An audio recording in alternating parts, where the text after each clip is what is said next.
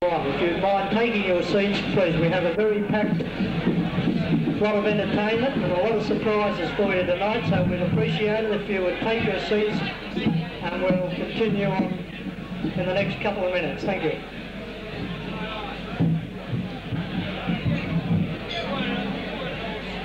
Good afternoon, gentlemen.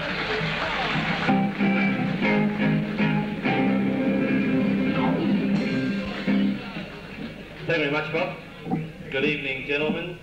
It is a wonderful night here tonight to see the visiting people from other clubs to come down from Gosford, Belmont, Lake Illawarra. It is something which, to me, and I think a lot of us, the first time this has happened. I must commend the 16-foot Skiff Association for arranging something like this. It's great. We have with us a number of distinguished guests. Unfortunately, if I list them for you, there'd be no show. But I would like to welcome Jack Cassidy and Harold Walensky from WA, and of course James Hardy, or Jim, as he likes to be known, here with us tonight. It's not a night for speeches, but I do, again, on behalf of St George Sailing Club Board of Directors, the members, the management of our club, sincerely thank you for coming along. I know the 16-foot Skiff Association really appreciates this. It's a great night. It's one of many, I believe. It's not for me to say, but I'm sure you'll hear later on from your president, John Moore. Again, thank you very much for coming. The club is yours. Please behave yourself and have a great night. Thank you very much.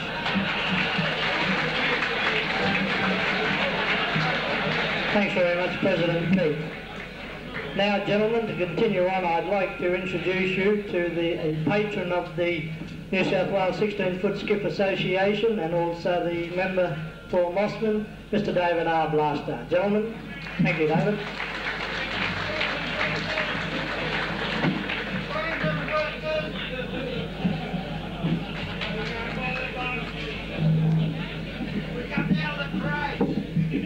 Thank you very much, Bob. Mr President, John Moore, Commodore, Ralph Stilgo, skippies all, young and old. And I think there are a few old ones. And I'll take the point over there. I hope you all came by train. Tonight is a tremendous night. A tremendous night that shows that the 16 skiff movement is the top sailing movement in this state and in this country. And boy, we're going to improve on that. I'd like to thank the President for inviting me here tonight to be with you. I'd also like to thank him for the privilege, the very great privilege, of introducing the guest speaker to you. A man really that doesn't need introducing to anyone. I'm sure the name of Jim Hardy, not only in groups like this, not only in groups, sailing groups right throughout the world, but also in Australia, a man who's had a distinguished career, not only in sailing. I happened to ring his secretary and I said, well, you know, just give me a bit of a rundown. I think I know a bit about him. We happen to be members of the same club. One of those small clubs that like good food and a certain amount of wine, and we always have our annual general meeting at the Hardy's boardroom.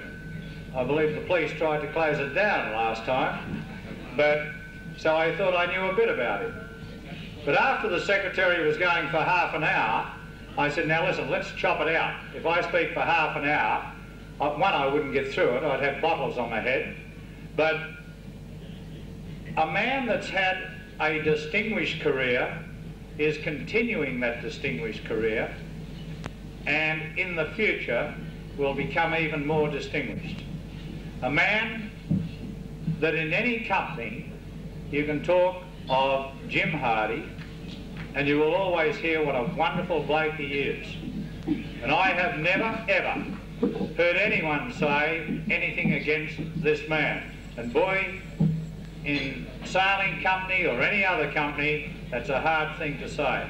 But if you look at a man, the fourth generation, that's now Chairman of Directors, or who is now Chairman of Directors of the family company, the great company, Hardy's Wines, and not only Chairman of that own company, I tell you what, that's a dozen bottles of wine he tells me I've got for that plug. Not only Chairman of that company, but also recognised by his own industry. And he is President of the Wine and Brandy Producers Association of New South Wales. So he's recognised by his own industry as being the tops. Other things in the community, he also is a director, and many don't know of these other activities. He's also a director of the South Australian Film Corporation. He does other things too, such as look after people less fortunate than most of us are here, and spends a great deal of time and activity as Vice President of the Royal Blind Society of New South Wales. And then we come really to the sailing activities. In a very short time, I'll pull it into about 3 major activities. Any sports, whether they play marbles, sailing, riding, surfing, any activity, cricket or football, their major ambition is to represent their country. And here we have Jim Hardy, 2 Olympics in Tokyo and in Mexico, and in between those 2 he won the World 505 Championship. He represented Australia in 2 Olympics as a sailor. But that's not good enough. 3 America's Cup challenges as the skipper. The official records show I think he took 2 heats off the Yanks. We all know here that he really took 3 off the Yanks. Then again, we come to the Admiral's Cup. A member of the Australian team on 3 occasions. Twice as helmsman, once as an owner skipper. So that is the sporting record in a brief time of a very great Australian. When he was honoured this year as Sir James Hardy, I'll be quite frank with you, it restored my faith in the honours list, because he is a great Australian, a great ambassador for this country.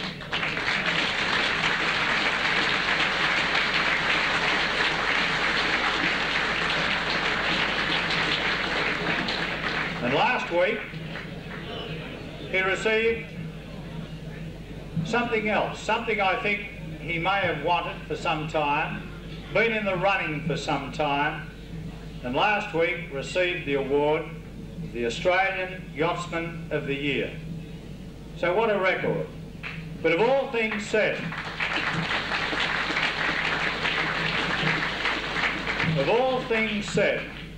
about Jim Hardy, I think the person that coined the phrase Gentleman Jim was right.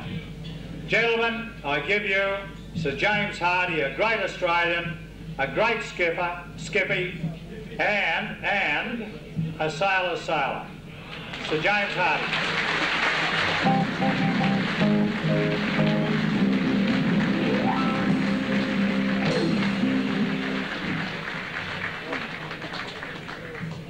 Thank you very much, David, and to the President, Commodore, ladies and gentlemen. There was some lady coming through there earlier. David, after that introduction, I feel a little bit like after the Lord Mayor comes the night cart. But you've really done me proud there, David, and it's a thrill to be with a reunion. Said here, inaugural reunion. Down south, they're having a similar event at the Glenelg Sailing Club on the 12th of September for the heavyweight Sharpies, but that's some other class. But one thing tonight, when I looked through this book, I noticed a couple of names here that really meant something to me, and I know there's one or two members will know them, but I was sailing a cadet dinghy in Melbourne in 48, 49, and Bill O'Hayward was sailing Oh Johnny, had a round circle with a blue bar, I think a red circle with a blue bar. And it was really rough on Port Phillip, and I thought, well, if those guys could sail those skiffs, I could sail a cadet dinghy. And I had terrific respect for those guys with all that sail power, and it frightened us in our little boats that were really like ship's dinghies, the cadet dinghies. But to be here tonight, I guess, and not say something about the America's Cup or the Admiral's Cup, I'd get hooted out of the room. Well, right now we're trying to defend the Admiral's Cup, and I think they've taken on that Irishman Harold Cudmore on the Hitchhiker, and I think he's a worry, Harold. I think he's. I'm not sure that the people that have put money into the Admiral's Cup this year are too happy to see an Irish Englishman getting on board of Australia's top yacht, because I think old Harold's jinxing us a bit over there.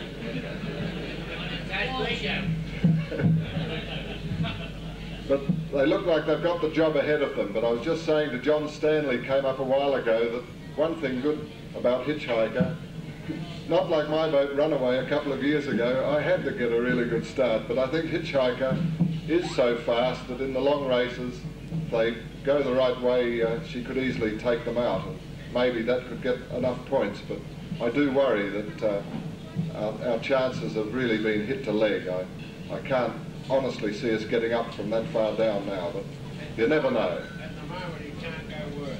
That's true, yeah, that's true. But with the America's Cup, that other angle, that's much easier for the people not in here but outside to relate to. They find that boxing type racing very easy, that one fellow lies on the canvas, he's lost, and the guy standing up, his fist in the air, he's won. Well, the America's Cup's very easy to follow, as distinct from the Admiral's Cup, that most of the public can't understand why the boat that comes in first doesn't win. And so ocean racing is a bit of a concern from the publicity point of view.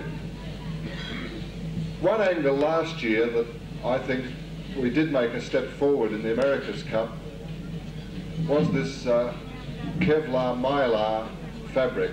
And I really do carry a torch for that fabric. I don't go much for the Mylar, saying to Jack Cassidy, where it's just stuck to sticky back. I could never quite handle that. We'd get a bit of a puff on the poor old 12 metre, and you couldn't change the jib just because of slight breeze increase, and the sticky back would just leave the Mylar. But I think with Kevlar, I'd like to see Kevlar cloth with Mylar on both sides. I think that'll be the way to go. I did feel some fabric on one of those other things, those bigger 18-footers, not the skiffs. And the fabric had, it was very rough, like fly netting, like fly net with Kevlar with the Mylar on one side. And to me, that very rough, one side being so rough, I couldn't believe that that was right. In fact, I think personally the big gain when we went to Terraline from cotton was the sheer smoothness of the fabric. And just like we try and get the hulls as smooth as we can, I think really smooth sails. Cuneo used to iron his sails. We could never get away from the bar early enough to iron our sails. But I do think that smoothness is a very important point. Well, you're not here to listen to me chat on. We've got a wonderful evening. I understand that there are a couple of blazers to be presented. And just before I present them, let me just tell you a couple of little stories about Alan Bond. He's challenging again in 83. He's kindly invited me to be a director of his challenge. I'd say that if Bob Holmes, the Queensland Brigade and the New South Wales Brigade and the Victorian Brigade they'll really have to pull their finger out to beat Bondi. He's been there before, he certainly knows a lot about it. And when I first actually sailed with Alan over in England in '73 in the Admiral's Cup, we had the Apollo 2 up, and he was going ahead with some stopping putty, and I was coming behind with some sandpaper block, and I said, "Fair go, Bondi, spare a thought for me. I'm the guy that's got to get the excess filler off." And he was a bit heavy-handed, and he turned to me and he said, "You've got to keep up with your trade, Jim. You never know when I might need it again." Well, he seems to have gone on. He went down in a bit of a trough, which he quite admits. But I also asked him over there about his early days with his new Science Proprietary Limited. And I know quite a few of you have heard me tell you this one. And he told me this night in Cowes that, he said, well, the way I used to really get the jobs was I'd find the actual bill of goods for a paint job that some other person had quoted, and I'd go in, I'd offer the same paint, and I'd do the job for half price. He said I'd invariably get the job, but then I had to go and work out how to do it. So this particular job he got was to paint inside these big sort of Nissan hut type huts where they kept a bit of the sort of locomotives and I guess some rolling stock of the West Australian Railways.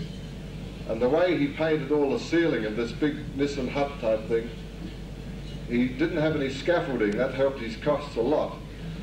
I don't think the DLI would go much for that, but he rigged up these trapezes, and he used to swing down across the roof with his spray gun, and he said it all looked great, and they put the locomotives in that night, put them into bed, and when they came back in the morning, they hadn't thought about all this sort of bituminous goo up on the ceiling, and the silver paint hadn't dried, and it all fell down, and everything had a silver lining.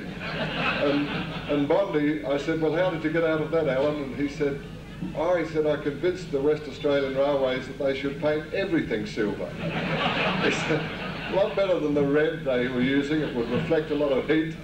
Well, the last one was that he got this quote to paint all the sidings all the way up to Geraldton, I think it was, silver, and this, the way he did that was that he paid off the engine driver, the fireman and the guard on these goods trains, paid them off a bit of the action to stop the train long enough at the sidings that he and his mate with the compressor on the sort of running board could paint all the siding, and then on they'd go. Well, they got to this siding, he said, about dusk one night, and they stopped the train, got the pump going and sprayed everything silver, and he said everything was terrific until this half-silver Aboriginal wandered into this town. There's a guy having a bit of a kip in the corner, and I said to Bondi, I said, oh, come on, Alan, what did you do about that? And he said, oh, we just went back and painted over the outline. But believe me, he's quite a guy, and if the 11 challenges that the New York Yacht Club have, if only half of them make it to Newport in '83, Bondi's going to take a lot of stopping. That's assuming the Ben Lexon boat hangs together, and I think it will. But thanks very much for having me here, and I'd be delighted now. John Moore, I think, would ask me to, or was the Commodore, Ralph, to present these blazers. But thanks very much for inviting me, and thanks again, David, for the introduction.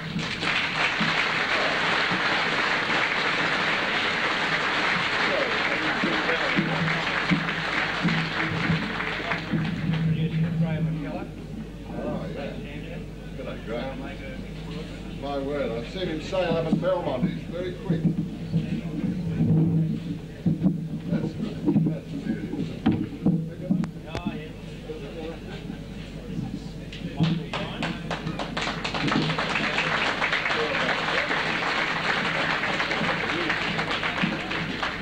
Terrific. The New South Wales, eh? The Longboat. Beauty. Congratulations, Ron.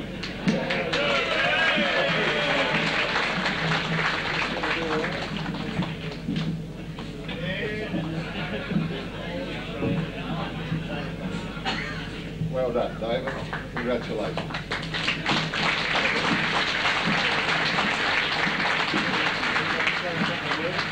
right? Yes. Good on you.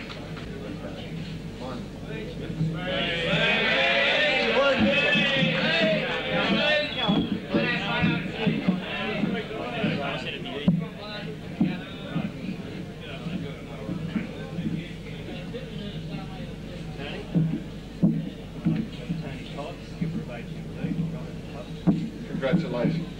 You're the most consistent, are you?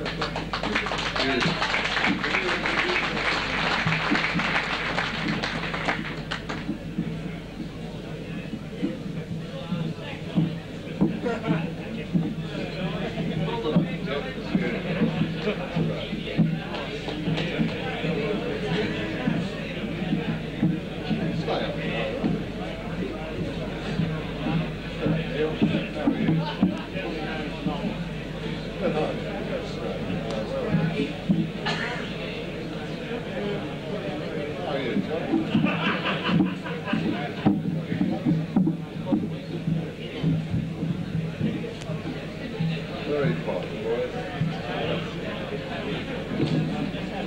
Would you introduce to the audience one at a time?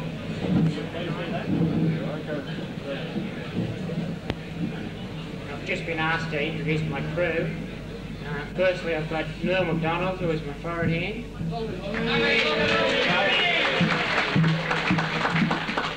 Next, I've got Jeff Land, who is assistant forward hand.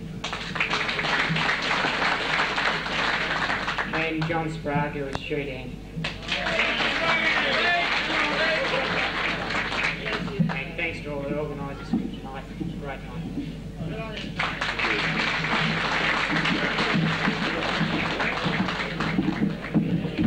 Thank you very much, gentlemen. What about a nice big hand for Sir Jim Hardy? I'm sure you're very pleased to have him here tonight as our guest.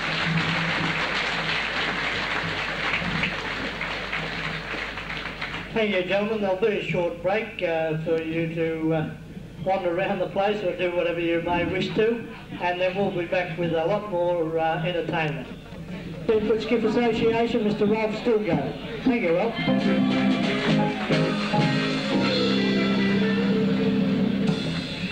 Good evening, gentlemen all. Thank you for coming along tonight. I trust that you're enjoying the night and will continue to do so. There have been a number of people ask what was the reason for the presentation of the Blazers. One of the difficulties of being close to what's going on is that we forget that others aren't quite as close and therefore don't know what we're about. And for that, for my failure to have mentioned this earlier, I apologise.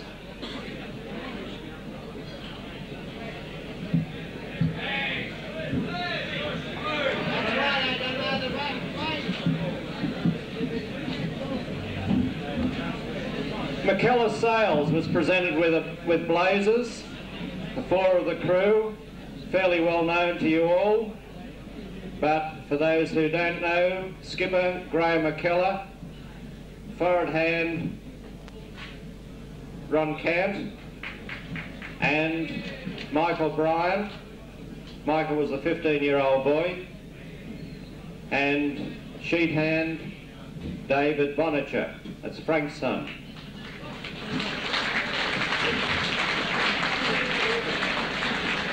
Now those Blazers were for the state championship, which you know quite well, he won. But also this year, for the first time, we conducted a point score on the championship events in all regattas. And that point score was won by McKellar Sales.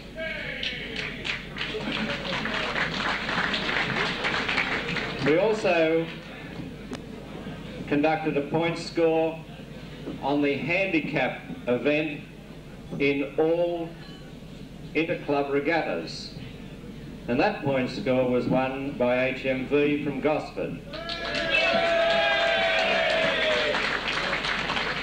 The members of that crew were introduced to you when we realised that you didn't all know them. And now, that's for the Blazers. At this stage, I'd like Lloyd Jones to come up onto the stage. Now, Lloyd has been in the association starting crew since 1926. No, I'm sorry. Oh. He's not that old. 1964. But, you know, those Hardy's wines are very good. Thank you very much for the dozen, Mr. Hardy. Now, he started off as assistant timekeeper and later became timekeeper for our association. Lloyd is very conscious of some of the crews being concerned about whether the start might have been delayed for boats of particular clubs and so on, so he started the practice of calling the start over the radios and having that relayed throughout the club as he did the countdown. So that any boat that came in saying they sped it up or they slowed it down would have perhaps a couple of hundred witnesses that that was not the case. Now, Lloyd has hung up his watch and has gone into bowling. As you would expect of somebody in this kind of position within the association, he very quickly became a bowling umpire. And so now he knows all the rules about bowling. To show our appreciation, we have purchased this bowls bag, and we have a plaque on it inscribed thus: presented to Lloyd Jones by the New South Wales 16-Foot Skiff Association in appreciation. Member of the association starting and judging crew 1964 to 1981. Lloyd, I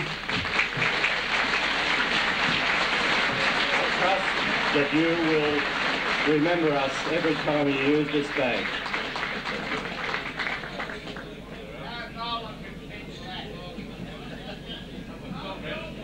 President of New South Wales Sailing Association.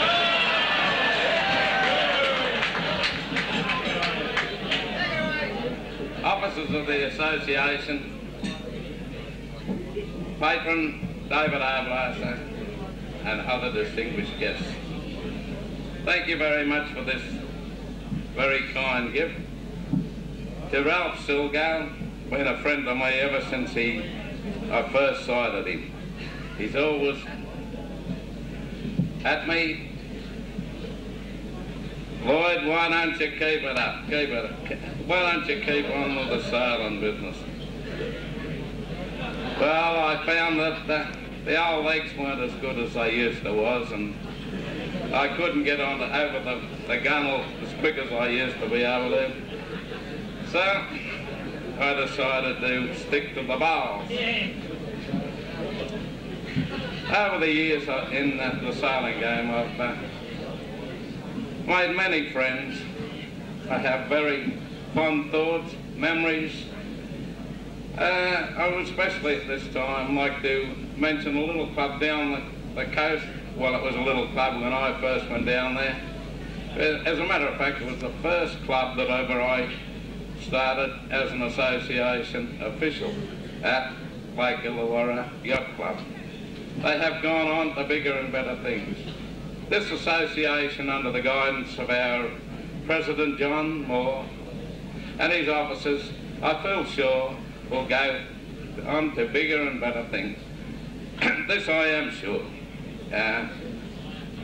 The way John has put this association on a solid foundation, I must say thank you, John. It's something that over the years, I've wished it could have been done years and years ago to give the skippies a better go. Wherever you go, right from Perth, right up to Cairns, right across the continent, you'll find presidents and association officials doing their utmost to push the 16-foot skiff movement forward. And I am assured now that we've got John at the helm, that New South Wales will certainly do that. Thank you, Ralph. Thank you, John.